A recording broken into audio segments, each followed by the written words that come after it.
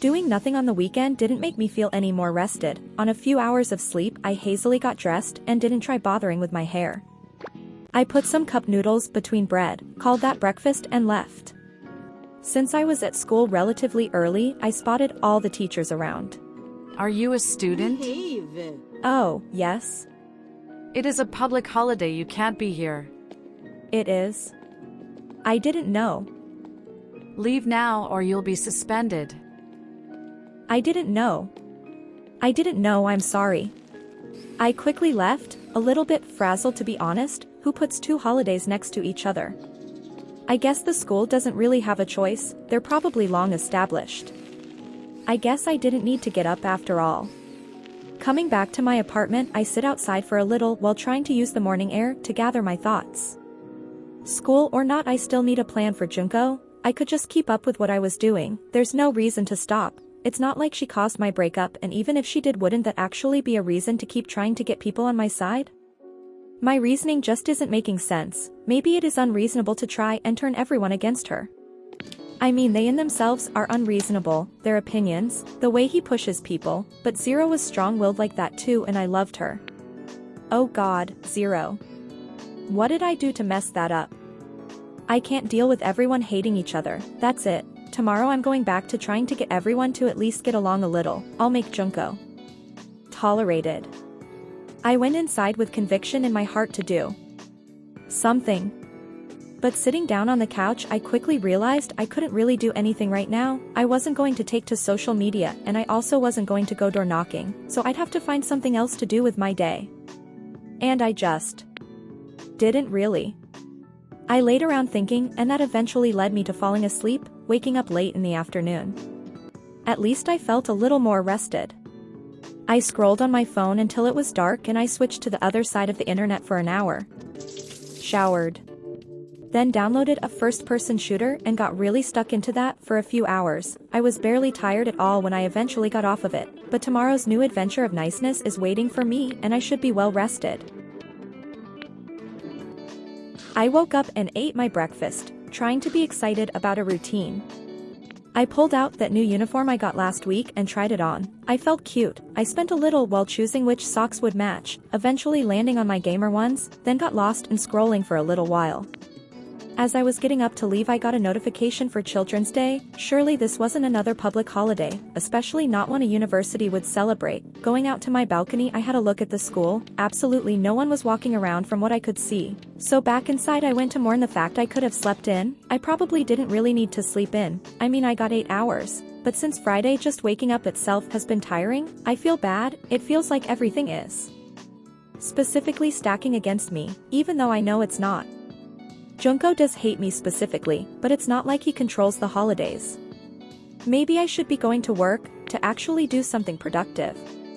No, Soapland wouldn't even be open. What a weird day to close on. I eventually settled on binging animes, trying to take notes for jokes or scenarios like I used to. I didn't really get any notes, but I enjoyed myself, so that counts for something. In the afternoon, I switched to that shooter I was enjoying yesterday, playing it late into the night again. With all this getting lost and stuff, I forgot to eat basically all day, so as soon as my round ended, I made up a dinner, showered and laid in bed, ready for an actual school day tomorrow. But I wasn't really tired at all, so I scrolled for a bit and did a certain activity to bide my time. For some reason, everything I looked up reminded me of Emika.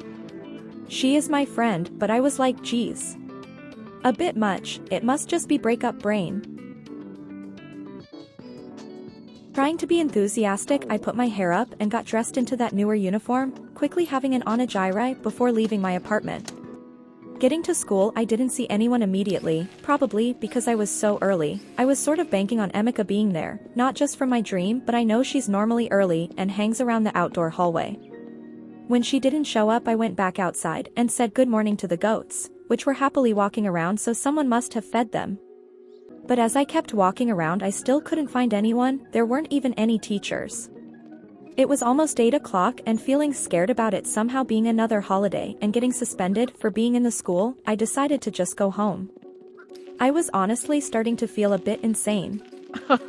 This has all totally been on me for not checking the friggin' calendar. I've just felt so hazy and out of sorts, and having no one messaging me even just to remind me not to try going to school is making me feel really isolated. So I sat at my desk and started binging videos. Around 10 I heard K leave his apartment. I thought about going out to say hi, but with everything on Friday I just didn't think that'd be a good idea. I know he's a nice guy, he's showed that from the start, he just made a bad choice and I don't exactly know what role he played in my breakup. Anyway, at 12 I couldn't take any more sitting around in my room. I got up and checked to see if that sandwich shop was open, which it wasn't, so I just prepared some other food and went down to the river to eat. I was going to eat in the secret spot, but now being on day 5 without actually talking to someone in real life, I went and sat on the other chair, really hoping I wouldn't get told off for trespassing or something. I mean, the chair is So far from the door, it couldn't be. I sat there eating and scrolling on my phone for about an hour, but my impatience started to get to me. I should really just be messaging someone to hang out. Everyone in my class is technically my friend, aside from Junko, and Zero now I suppose, so there shouldn't be any problem. Maybe I should just message Zero. Hey, Quinn. What you reading? Oh, a manga. Oh, cool. Out here? Yeah, I didn't think anyone would be out. We stood around and talked with each other for a bit. It was kind of awkward, but neither of us talked about Kay. I don't think she knows about what happened after she left, and I definitely wasn't gonna tell her. I did want to know if they were fully officially broken up, so I asked if she wanted to hang out in my apartment. Walking around the corner, we saw Junko sitting at the bottom of the stairs. There you are. I was wondering when someone would come home. Early shift, huh? Trying to recruit her, aren't you? Don't you think the men will be grossed out by how she smells? I took a deep breath, ready to try make this a polite conversation, but he started shoving us around. There was a fight in my head trying to figure out what to do. Someone who acts like this doesn't deserve friendship or politeness, but also, who am I to decide? I couldn't physically fight back anyway, so I had to take the path of yelling out nice things and trying to make conversation. Fumi, what are you doing? Get them away from me. I'm sorry, I just... Eventually, Junko stopped trying to hurt me, maybe from what I was saying or I just didn't seem worth it, but he kept up with Quinn. I know how unrelenting Junko can be by now, so once it was coming up to an hour of this I just grabbed Gwen's hand, run upstairs, and pulled her into my apartment. Should we call someone? The cops? No, don't worry, they won't bother us now, she never does when I'm inside. She's so horrible. I don't know how the teachers don't notice. Hey, let's just settle down and watch some anime, okay? Okay. She stayed over for a couple hours as we got through quite a few episodes of this one show, painted each other's nails, and she even fixed my hair, but she kept getting really paranoid. So at 5, once the sun started to set, I walked her down to her dorm and made sure she felt safe enough before going back to mine.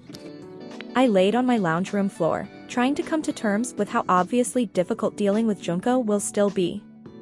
At least I know for sure tomorrow is a school day. Waking up, I wasted no time eating and getting dressed before getting out the door. AUGH, watch it, Jesus Christ, Fumi. Do you open the door with you eyes closed or something? No, sorry. Hi. Yeah, good morning. What's up? You know, I heard from a certain someone that you and Zero broke up. About fucking time, you know. Now you can finally stop being influenced by that slut. And stop influencing Gwen to go to that disgusting place. No.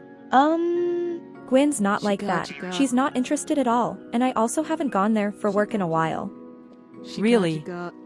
Wow, you're finally coming to your senses. Now we can actually be friends again. We moved on to other topics after that, and to my surprise, it was a really normal and calm conversation. I mean, maybe talking about Ren wasn't calm. I wonder if that's the path I should go down, getting Junko a partner. We both snapped back to reality when we heard the bell for the first class going, and we slowly made our ways to school. I've got to admit something to you, Fumi. Yeah. Is it a secret? Yes, so don't tell anyone, but don't you think Bunko is just sorta dreamy? Gasp, oh my gosh, really? I mean, Yeah. You're right, she's got this sorta pastel sleepy vibe. Wait, what about Ren? I know, that's something I'd have to figure out between the three of us. Oh. OMG, polyamory triad. Ha ha ha. After doing about half of gym class, I ran over to the other side where Junko's friends were all coming together to talk. I'd noticed cliques like this before, but after gym it's really like everyone split directing in half. Everyone was basically just catching up after the extra long weekend, and I was able to slip in a few compliments about Junko, which everyone already liked him well enough, but with Pirako liking them it was just the start of the boost I was looking for. On the walk to science, I stayed kind of in the back so that I could talk to Kei within earshot of Junko, basically wingmanning them, which I hoped she appreciated.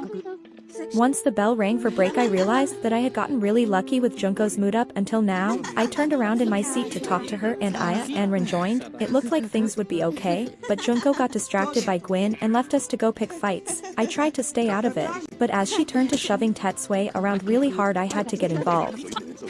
It was hard moving through everyone, and at one point I was nearly shoved over a whole desk. Move it! I led some people to the other side of the room and got some food in me since I was feeling kind of faint. A teacher came in which put a stop to any fighting, and so did the bell going pretty soon after. So you're back to being her friend, huh? Junko's? Yeah.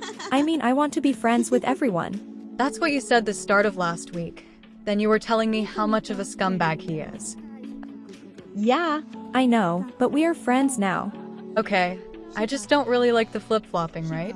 Don't go playing with their emotions. I won't. Thanks, Aya. Between the next classes, I made a beeline towards Junko to get to him before any fight started. I need to tell you this thing about Bunko. Fumi.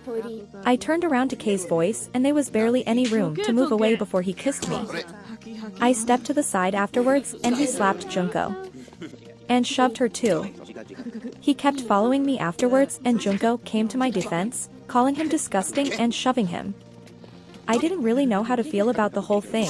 Another unsolicited kiss, Kei getting hurt, Junko getting hurt. At the lectern I just accepted he might not go away and tried to have a normal conversation, but Junko just wouldn't give up.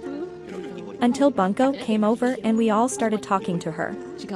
The way Junko acts does seem like she likes them both equally, so if I am matchmaking I have to figure out if Ren and Bunko are open to a polyamorous relationship.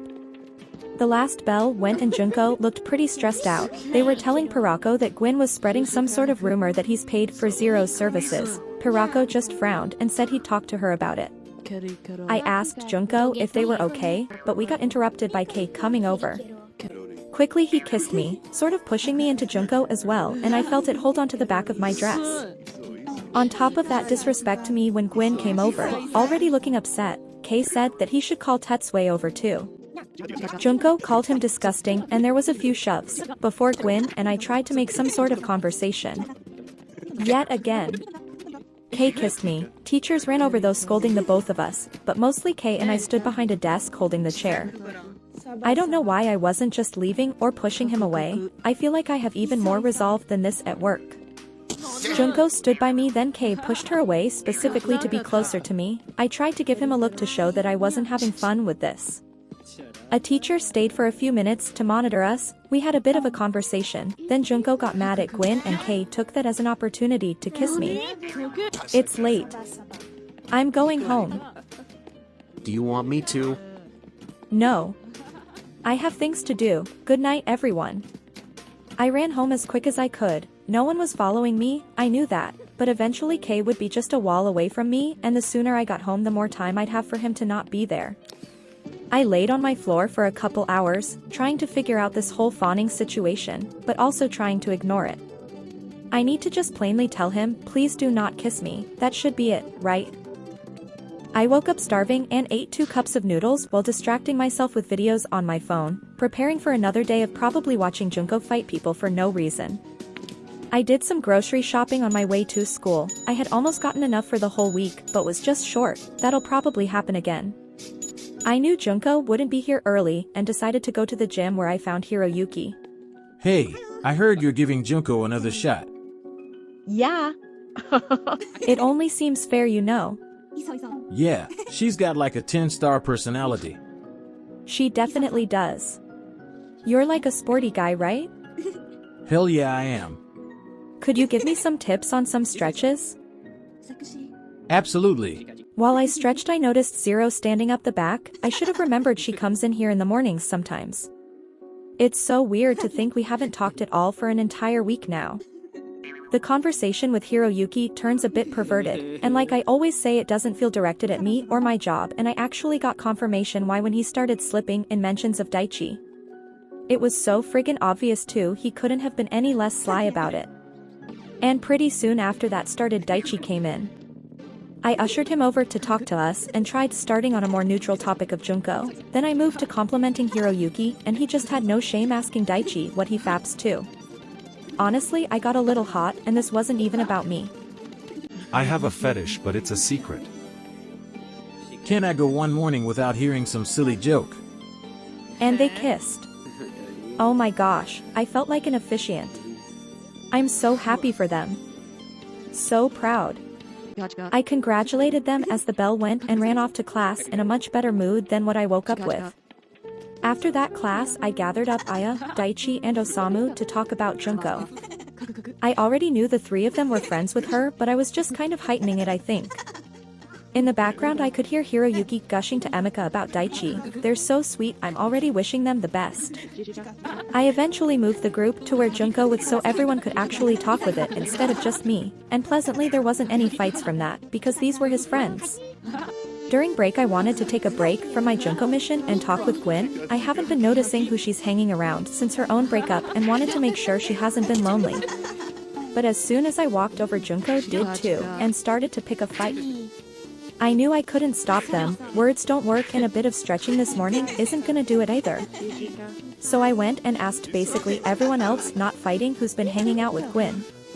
None of the people I asked had been, but they all mentioned brief passings, and that since I was friends with her, they might want to hang out with her, and I felt a shift.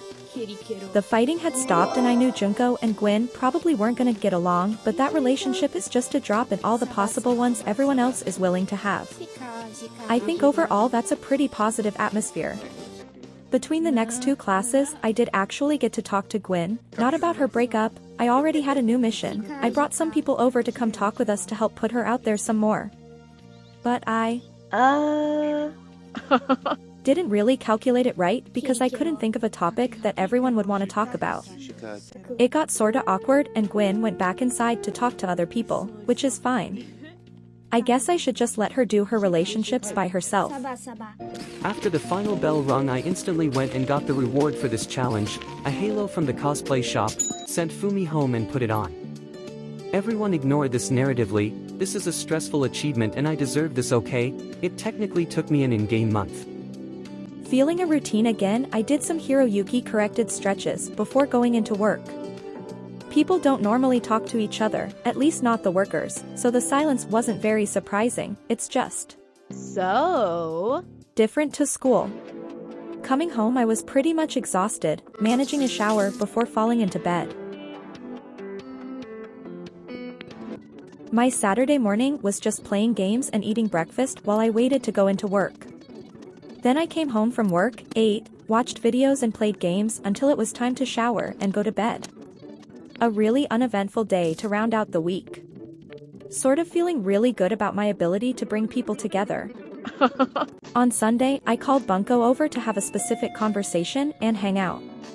While we were figuring out what we wanted, they talked about being really into baseball, so much that that was actually the reason she moved here. She hasn't got any interest in school but used all their money on the whole process and just enrolled to get student benefits. How are you going in your classes then? Good. I don't care about them, but to get extra grants I have to be a bit more than just passing. They asked me why I enrolled and I just explained that my parents wanted me to, and it gave me freedom after high school graduation. After that I asked about her sexuality. Well, I don't know, I guess I'm pan. I've only been with 2 people before and they were like their own really different circumstances. Do you think you're on the asexual spectrum maybe? No, I don't think so. I find love pretty easy when it's the right person, but not in a pre-existing deep connection way. I dunno, it's weird. Ha. yeah. Absolutely. You've only been with 2 people, so was that. Separately? Oh, yeah, I'm not polyamorous or anything like that. Ignoring the undertones there, I marked that off in my mind for my goal of this conversation. There's a chance for Junko and Bunko to be together. I mean, aren't those names just the cutest pair up? But Junko wouldn't be able to be with Ren too. Bunko left at 9 to go to baseball practice, and I thanked them for coming so early. Then I watched them leave and called up Ren. It came over and we sat on the couch to get stuck into an anime series. It was a harem, so I feel like the conversation came about pretty easily. My sexuality? Yeah. It can be an important part of someone to know about. What are you? Pan-romantic, right? Yeah. Okay. I think I'm mostly just T for T. Oh. Yeah. That makes sense, I get that. And your thoughts on a harem? Huh. No harem. I like to just be with one partner. And if your partner had a harem? Well, that wouldn't be allowed. Well, with Junko being a trans person themselves, she's definitely got a possibility with Ren, but just Ren. Once our binge session was over, I laid around in my house for a while figuring out how best to bring this up. Before inviting Junko over. I'm okay, I don't want to come over. Aww. But please, I have something to tell you. Text me. No, it'll be better in person. Tell me tomorrow. Sad face. I'm sort of worried about that sort of reaction. We are for sure friends now. I think. With no other matchmaking to do today, I ate lunch then went and clocked in a little late at work. Coming home, I binged videos until I wanted a shower and got into bed, preparing to tell Junko about her suitors tomorrow. Welcome to the end of the video. Here is proof of my achievement, and also proof that I'm ending off this video with the achievement still actually in play, since keeping the 1200 of Fumi's own reputation has been nigh impossible. The process of recording this video was documented in this one 2 weeks ago, so if you're interested in see that or giving your opinions on a bunch of things I talk about between the recording, then go head on over. In that one I also detail why this challenge was important to me. This series will continue. I will see you in a fortnight, but for now, stay safe, stay happy, please subscribe and goodbye.